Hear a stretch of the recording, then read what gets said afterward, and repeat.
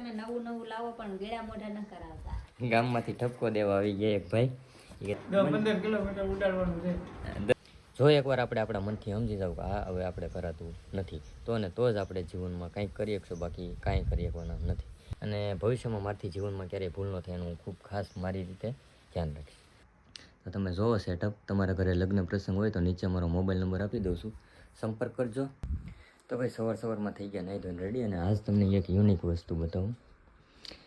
DJI Mini 3.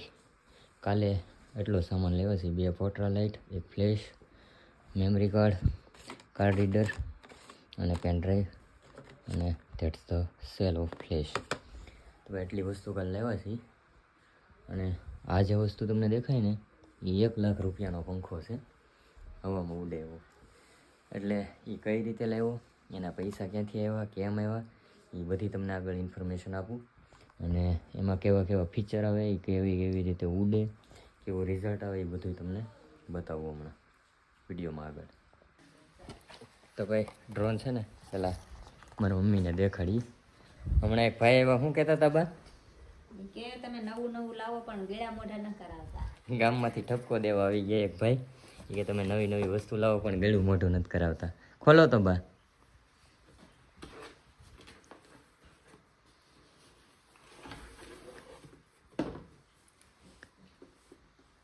આવડશે કે oily કંઈક કરી હા જો ન્યા છે ને એને પાછી દેખાતી નથી. નાની નાની આવે. હા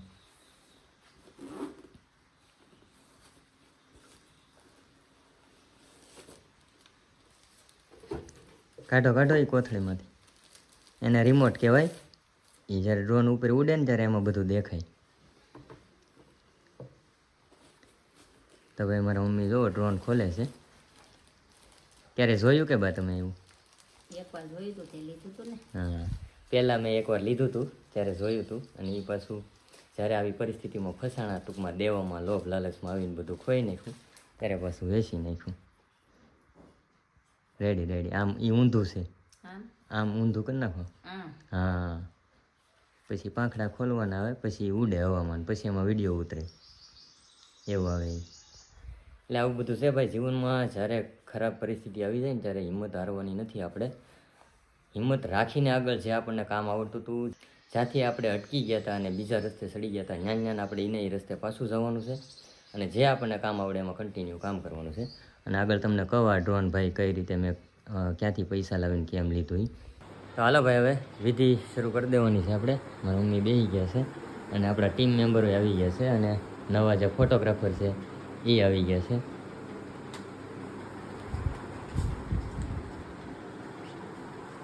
તો કરી નાખીએ આપણે વિધિ. હા ન્યા મૂકી દો.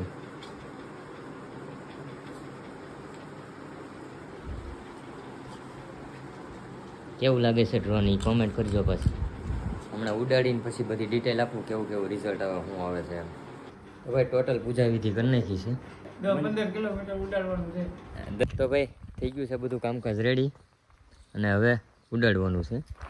બધા ટીમ મેમ્બરો, મારી મમ્મી છે, અને નવા ફોટોગ્રાફર છે જાનવી મેડમ, પોતે આમ તો એડવોકેટ છે, અને આ બે અમારે ટીમ મેમ્બર હેવી કારીગર, એમાં કાંઈ ઘટે નહીં. તો ભાઈ જો પકડો, ઉડાડીશું.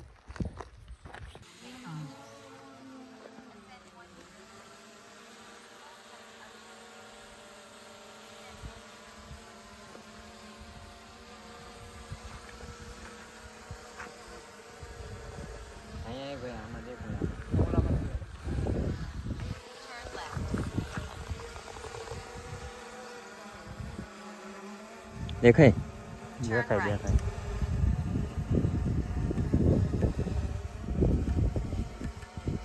હાલો હવે શોર્ટ લઈ લઈએ.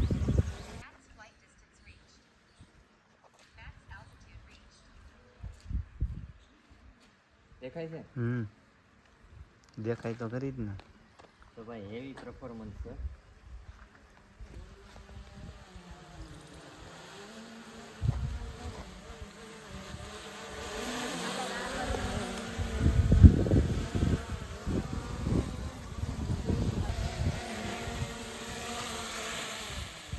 તો ભાઈ ઘણા ટાઈમથી છે ને ઉડાડ્યું નહોતું.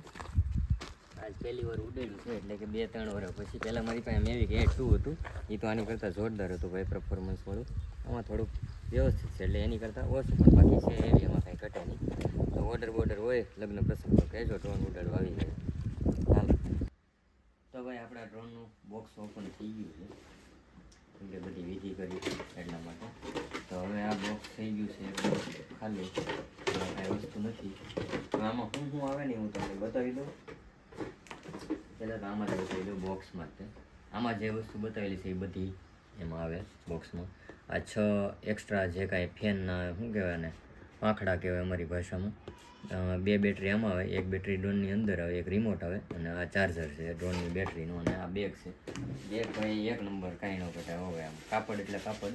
એટલે આની પહેલાં મેં તો બધું જોયેલું છે ને લીધેલું છે, મેવિક એર 2. અને આની અંદર છે કાંઈ શું કહેવાય, આ પાંખડા છે, અને ચાર્જરના કેબલ છે 2, એક ડ્રોનની બેટરીનું અને ડ્રોનના શું કહેવાય અને રિમોટનું. અને આ રિમોટ છે, આ રિમોટ આમાં 2 વાર દબાવીને એટલે શરૂ થાય, અને પછી એમાં શરૂ થવામાં પ્રોસેસ વધારે લે. એ પ્રોસેસ ભલે થતી ત્યાં સુધી હું તમને ડ્રોન બતાવી દઉં. તો ભાઈ આ છે આપણું મિની 3 ડ્રોન. કેવું લાગે છે કોમેન્ટ કરજો એકવાર. અને આમાંય તેવી જ રીતે પહેલાં આ સાપ ધીરેથી દબાવવાની, પછી પાછી દબાવવાની, એટલે ડ્રોન શરૂ થઈ જાય. અને જે કાંઈ એનો કેમેરો બેમેરો હોય એ બધું એની હાથે સેટ થઈ જાય. હાલો જો સેટ થવા માંડ્યું જો કેમ પણ. અને ભાઈ એકદમ સ્ટેબલ કેમેરો આવે, ગિમ્બલવાળો. ગમે એટલું ડ્રોન ઉડતું હલતું હોય કે ગમે એ થાય, પવન આવે તો એ કેમેરો તો એની રીતે સ્ટેબલ જ રહે છે. હવે તમને એનું ચાર્જર બતાવી દઉં. આ છે ચાર્જર, અને આમાં જે કાંઈ આ 2 બેટરી છે, 3 બેટરી કુલ આવે. એક અત્યારે બેટરી ડ્રોનમાં છે. આવી રીતનું ચાર્જર આવે, અહીંયાથી કોડ નાખો એટલે ચાર્જર થાય, ચાર્જિંગ. અને અહીંથી ચાર્જર બંધ ને શરૂ થાય. આવી રીતે બેટરી આમ ચાર્જિંગમાં મૂકવાની. હાવ હળવી બેટરી આવે, હાવ એટલે હાવ. રેડી. હવે આમાં કોડ નાખો એટલે ડાયરેક્ટ ચાર્જિંગ થવામાં. આમાં અત્યારે 2 બેટરી ફૂલ છે. હવે ડ્રોન કનેક્ટ થઈ ગયું છે, જો દેખાય તમને. આમાં ફોકસ એ મેળવવાનો. જો ફોકસ મળી ગયો. કેમ આવે ક્લિયરિટી જુઓ તો. ફોકસ અહીંથી મળે.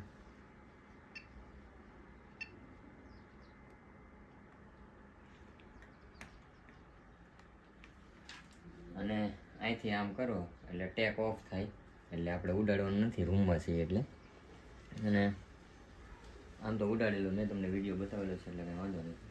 અને આ ગિયર હવે, આ ગિયર છે ને એ પાછળની સાઈડ આવે, અહીંયા ફિટ કરેલા. એ આપણે કાઢીને આગળ રિમોટમાં ફિટ કરવાના હોય, કેમ કે આ બેગમાં નાખીએ ને રિમોટ ત્યારે કંઈ હલવાય નહીં, ફસાય નહીં એટલે. હવે ઓકે થઈ ગયું. અને પાછું આને દબીને આમ બીજી વાર દબવું એટલે આ બંધ થઈ જાય. That's the short shut down. બસ તો આવી રીતે આમાં ટોટલ 10 બીજું જે કાંઈ છે એ ગાઈડ બુક આવે, આમાં કેવી રીતે ઉડાડવાનું, શું કરવાનું. અને આ ભાઈ મલેશિયાનું છે, મેડ ઇન, એટલે આપણને તો આ એની ભાષાને બધું આવડે નહીં, પણ અમુક ટકા પાછું નીચે ઇંગ્લિશમાં લખેલું હોય એટલે એ પ્રમાણે આપણે શીખી લેવાનું, ટ્રાન્સલેટ ગુજરાતીમાં કરી તો આવડે તો, ન આવડે તો કંઈ નહીં. અને આ તો મેં હજી જોયું નથી, આમાં ડિઝાઇનના સ્ટીકર હોય એવું મને લાગે છે, એટલે આપણે ક્યારેક આપણને એમ થાય કે મારવું છે ત્યારે મારશું. અત્યારે તો આપણે ક્યાંય મારતા નથી. જો વાહ કેવા મસ્ત છે, જો ઘટે નહીં એવા સ્ટીકર છે. આ આપણે ક્યારેક એમ લાગે કે હવે મારવું છે ત્યારે મારશું, અત્યારે તો આપણે મારતા નથી. અને આને હાંસવીને આપણે પાછા બેગમાં મૂકી દઈએ છીએ. અને કોને ડ્રોન લેવાનું સપનું છે એ કોમેન્ટ કરજો. અને ભાઈ જે મેં તમને કીધું કે આ ડ્રોન મેં કઈ રીતે લીધું, ક્યાંથી પૈસા લેવો, કેમ લેવો, એ તમને હવે આખી વાત કરી દઉં. અહીંથી હું ભાવનગર જતો હતો, એટલે હું મારા કામથી જતો હતો, પણ મને રસ્તામાં યાદ આવ્યું, એક મિત્રએ કીધું હતું ભાઈ જ્યારે તારે ઇન્વેસ્ટમેન્ટની કાંઈ પણ પૈસાની જરૂર પડે તો તું મને કહેજે, એટલે હું તને પૈસાની વ્યવસ્થા કરી દઈને તારી પાસે જે રીતે થાય એ રીતે દેતો થાય. એટલે મેં તો એ ભાઈને એમ જ કીધું હતું કે આપણે પાર્ટનરશિપમાં કરશું, પણ એ ભાઈનો ટૂંકમાં સ્વભાવ એવો છે કે ભાઈ આપણે એવી રીતે કાંઈ નથી કરવું, પણ બીજા ધંધામાં કરશું. અત્યારે તું ખાલી જે પરિસ્થિતિમાં ફસાણો છો એમાંથી એકવાર નીકળી જાય. એ ભાઈનો ભાવાર્થ ખાલી એવો છે, બીજો કાંઈ નથી. અને એ ભાઈને મેં સવારે મેસેજ કર્યો હતો, ભાઈ બહુ દૂર રહે છે અહીંથી આપણા એરિયામાંથી.